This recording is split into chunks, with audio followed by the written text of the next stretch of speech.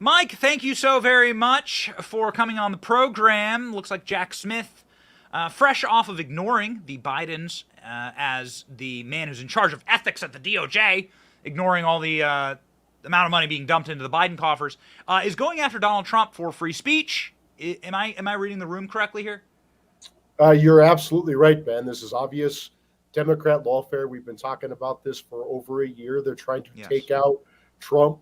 These Democrat prosecutors, driven by President Biden and Attorney General Merrick Garland, are trying to take out President Trump legally through lawfare instead of politically at the ballot box on November 5th, 2024. And we see a pattern here. We saw this with the Soros-funded Manhattan DA, Alvin Bragg, indicting President Trump for the non-crime of a businessman settling a nuisance claim. We have Jack Smith indicting President Trump for the non-crime of a former president having his presidential records, which is allowed by the Presidential Records Act. Now we have Jack Smith and soon Fani Willis indicting Trump for the non-crime of objecting to a presidential election, which is only a crime in third world Marxist hellholes like New York, D.C., and Fulton County, Georgia. So it's obvious lawfare by the Democrats. And fortunately, I think the American people are waking up to this. You're seeing it in the polls where the American people see that this is political, which is that's exactly what this is. And the way we're going to end this, the Supreme Court will eventually reverse all this. I just don't know if the Supreme Court will be able to reverse this before November 5th, 2024. So how we end this lawfare, Ben, is by putting President Trump back in the White House and saying to these Democrat prosecutors in D.C. and New York and Fulton County, Georgia, and these Democrat judges and these Democrat juries that guess what, guys, you don't get to pick the next president of the United States. The American people do, and no thank you and essentially piss off for trying. So we covered on the show yesterday how they're doing this exact same thing in Brazil. They stopped Bolsonaro from running for 8 years. Because he challenged the election. I mean, they're not creative. They're just pushing now the newest playbook, and the media is wrapping a silk scarf around this totalitarianism, saying it's protecting democracy. It's really just zip code justice, right? Like, they go into dark blue cities like Atlanta, New York, and Washington, D.C., and they're going to use these dark blue cities to go after their political opponents. Yeah, I mean, it's obvious lawfare. Why did they wait 29 months to charge Trump for having his presidential records, which is allowed by the Presidential Records Act? Why did Biden and Garland and Jack Smith wait 31 months to charge President Trump for the non-crime of objecting to the presidential election, which is allowed by the Electoral Count Act of 1887, and twisting arms politically is allowed by the First Amendment? Why did they wait so long? If they're in such a rush, if Jack Smith needs a speedy trial from this Obama judge, Tanya Shukin, in D.C., who's a partisan left-wing activist, who is the most harsh judge on January 6th protesters, including the nonviolent ones. If they're in such a rush to have this trial, why did they wait so long to bring these charges? And the only answer that's plausible is because they're trying to interfere in the 2024 election, which is exactly what they're trying to do. The problem is that we're onto this game and it's backfiring. You saw Alvin Bragg's indictment won President Trump the Republican nomination. Jack Smith's first indictment of Trump put Trump in very close competition with Biden for the general election. This last stupid indictment of Trump that's clearly a violation of the First Amendment and clearly a violation of presidential immunity is going to propel President Trump into the White House. And Fani Willis's dumb indictment down in Fulton County, Georgia, is going to make sure that Trump is back in the White House comfortably by like 2 or 3 percentage points. Tom, we talked about this with Byron Donalds yesterday. Trump's going to be able to go into the black community and say the Department of Justice is no justice at all. It is a rigged system. It is rigged against you, and it's rigged against me. They're turning Donald Trump into Tupac. Chris Rock warned them of this. CNN cut the joke. Cut the joke from the special. Chris Rock warned them of this. And you're going to turn this guy into Tupac. He's going to sell more records. You're going to make him more popular. And with every passing indictment, as you just demonstrated, Donald Trump said, I think he put up on Truth Social, I need one more indictment to become president.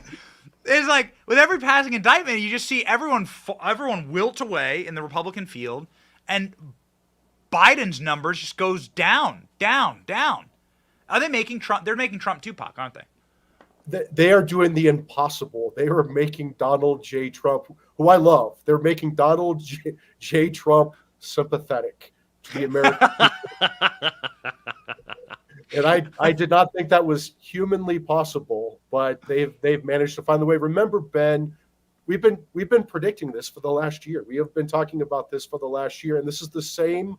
We knew this would happen because this is the same stupid play, political malpractice that Democrats ran against Brett Kavanaugh. They couldn't just stick to Christine Blasey Ford, who was clearly lying through her teeth, but she came across as credible because people are too weak and stupid to see that she's an abortion industry activist. But they couldn't just stick to Christine Blasey Ford. They rolled out 5 other clowns, and it became a clown car. And that's how it backfired spectacularly on the Democrats. And 4 Senate Democrats got sent into early retirements the same year that Democrats won the House of Representatives. It should have been a great year for Senate Democrats, and they lost 4 Senate Democrat incumbents, and Justice Kavanaugh is now a Supreme Court justice for the rest of their lives, right? Same with Donald Trump. They couldn't just stick to Jack Smith's indictment on presidential records. It's clearly covered by the Presidential Records Act, but it's the most plausible case that they had. They rolled out doofus Alvin Bragg, and then with his bogus indictment up in New York, his clownish indictment of New York, and then Jack Smith's subsequent document indictment looked cheaper, and now the January 6th indictment looks clownish, and then Fani Willis, when she jumps into this, when she bursts onto the scene with her buffoonery, it's going to make it another Michael Avenatti clown show, right? They're guaranteeing that President Trump is going to be back in the White House. You're right. It really did. I mean,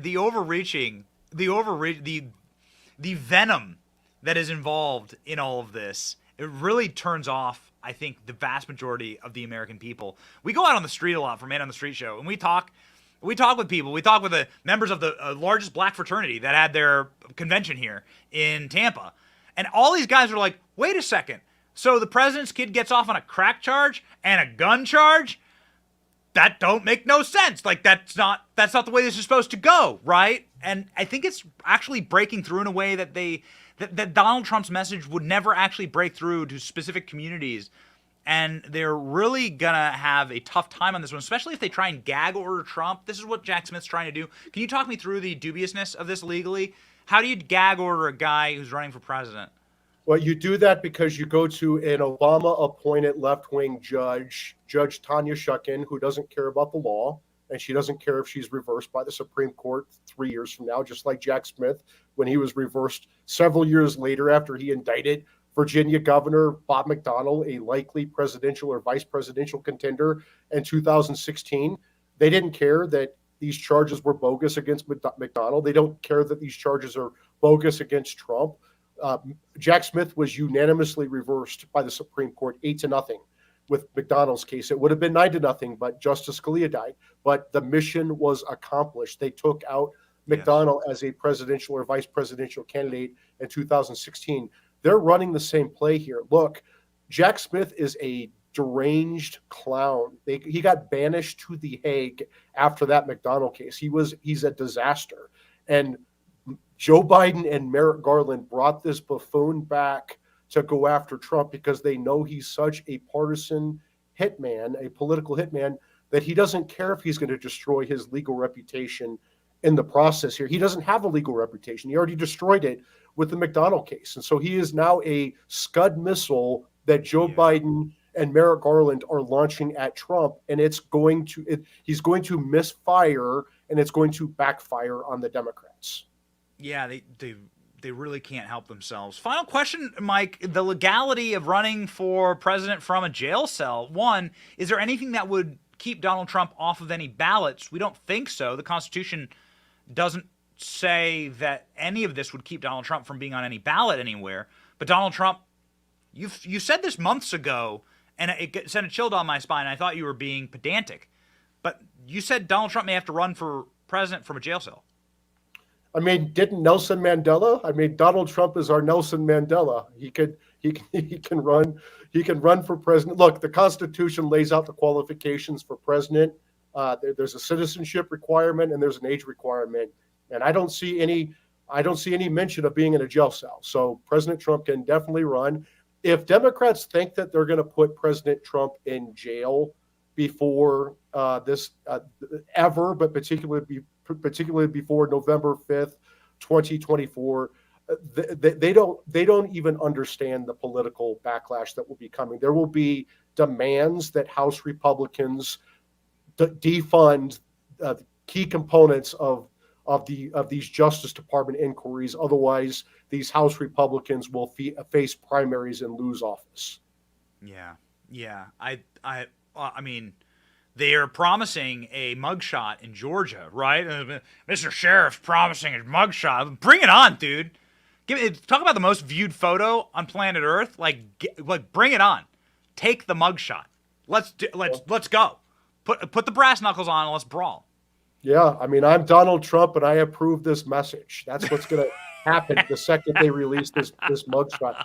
Democrats don't understand what they're doing here because they believe their own BS. They're like a religious cult and they actually believe this. And now they're popping their pills and they're gonna like their cyanide pills right now because they're trying to take down Trump. And it's they don't understand the awakening they're creating among the American people, where people who don't even like Trump or who are tired of Trump are all in now for Donald Trump. Yes. You will recall that this is what the Obama staffers looked like when they had to listen to Barack Obama's final speech from the White House. A lot of familiar faces there, actually. Valerie Jarrett, there's Jen Psaki, there's Susan Rice, the crying, the seething. We want to make this happen again. We want to make them salty again, right? So make them salty again 2024, right? This is the campaign slogan. That looks like a BLM riot. Oh, wait, that's the Obama White House. Never mind. Okay, I got it. These people were ready. They were ready to riot. They were so angry. Now we're living through their revenge tour fantasy, and I think it's going to backfire, just like last time. I think it's going to backfire. Barack Obama smugly saying Donald Trump will never be president, right? Dropping the phone on Jimmy Kimmel. It's going to backfire. The pride cometh before destruction, and destruction will be Mike Davis's term as interim attorney general. My 3-week reign of terror, and I promise you, Ben, everyone will be indicted and fired on day one on both of my lists. And as I said, I'm going to fly around on the FBI jet for the next 2.5 weeks of my 3-week reign of terror and do nothing like Bill Barr did for the last 6 months as Donald Trump's attorney general. It will be day one will be epic. The last 2.5 weeks will be quite relaxing. Maybe I'll eat a bunch and put on 40 pounds like a fire and get on. Oh, okay. Well, then you will certainly be matching Bill Barr. Thank you, Mike Davis. Please, everyone, go and support Mike at the Article 3 Project. Go follow him on x.com. 135,000 people can't be wrong. These patriots, they love what Mike has to say. We need to support our friends, and Mike is just the best there is. Godspeed, Mike. Thank you, Ben.